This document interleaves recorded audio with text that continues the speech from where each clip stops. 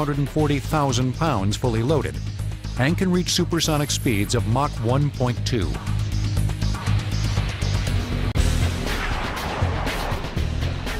The four General Electric turbofan engines produce 30,000 pounds of thrust each, meaning the B-1 is powered by the equivalent of 3 F-35 fighter engines. Its 3 massive bomb bays carry a flexible arsenal. This includes smart weapons, bombs and guided missiles that use global positioning data to precisely destroy targets.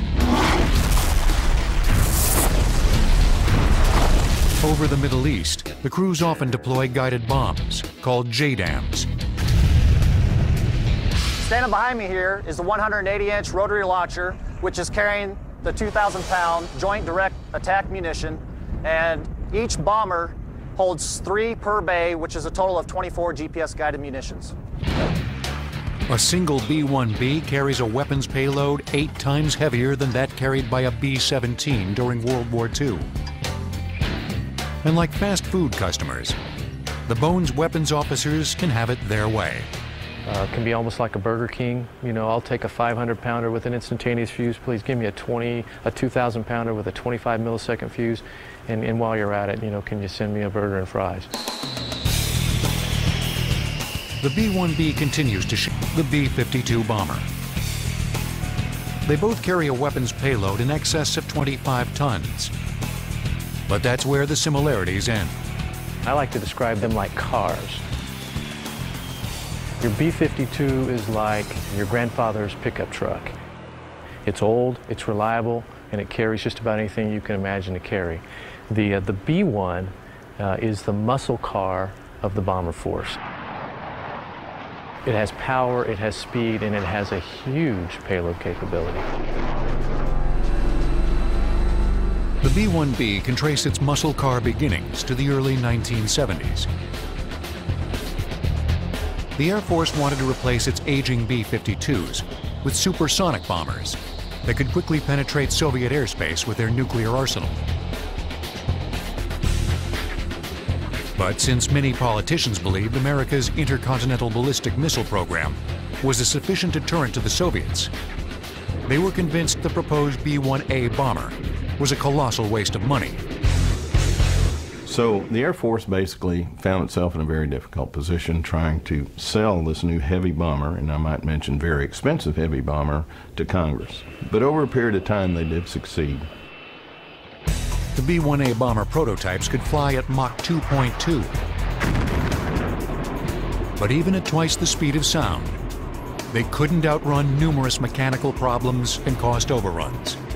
And so the Carter administration, looking around to make cuts, they decided to cut back on the B-1A. And so the B-1A went away. Now, what people recognize is that the B-1A was really too good to go away. I, Ronald Reagan, do solemnly swear. In 1981, when Ronald Reagan assumed the presidency, he immediately vowed to restore the punch to the U.S. military. Of the United States. That included reviving the B-1 program. Renamed the B-1B, a single bomber could deliver a payload of 24 B-61 nuclear bombs with a destructive capacity nearly 500 times that of the Hiroshima blast. But when the new bomber entered service in the late 1980s, it faced a sudden identity crisis. Well, as time has passed, and of course the Soviet threat has collapsed, you know, effectively the Air Force was faced with the dilemma, what do we do with the B-1 bomber? Since America no longer needed a long-range nuclear bomber, in the late 1990s, the Air Force began upgrading the B-1B to carry conventional weapons.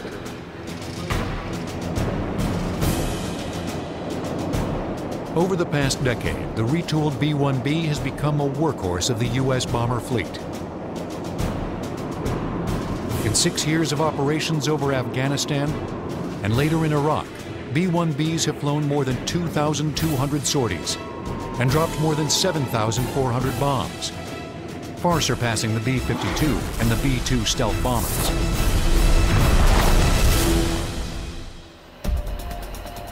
But the B-1B's greatest weapon may be its extreme agility. meaning the crews can sometimes avoid using bombs and still make a major impact on hostile forces below. They sometimes buzz the enemy by streaking at supersonic speeds as low as 200 feet off the ground.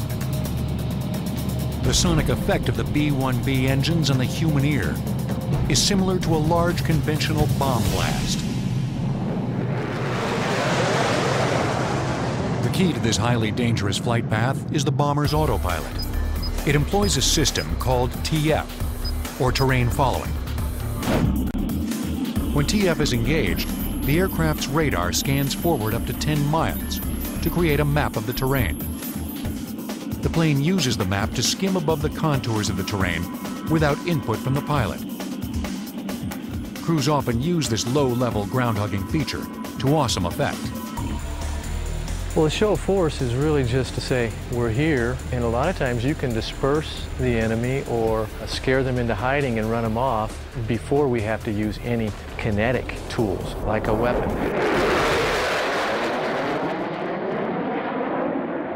Collateral damage is very, very important to us, and we minimize that to... Whether it's a show force sortie or a tactical bomb strike, the B-1B pushes the limits of what a bomber can accomplish. Its capabilities make it extreme, the power makes it extreme, its flexibility makes it extreme. And if I were an enemy of the United States, the last thing I'd want to see is a B-1 coming at me.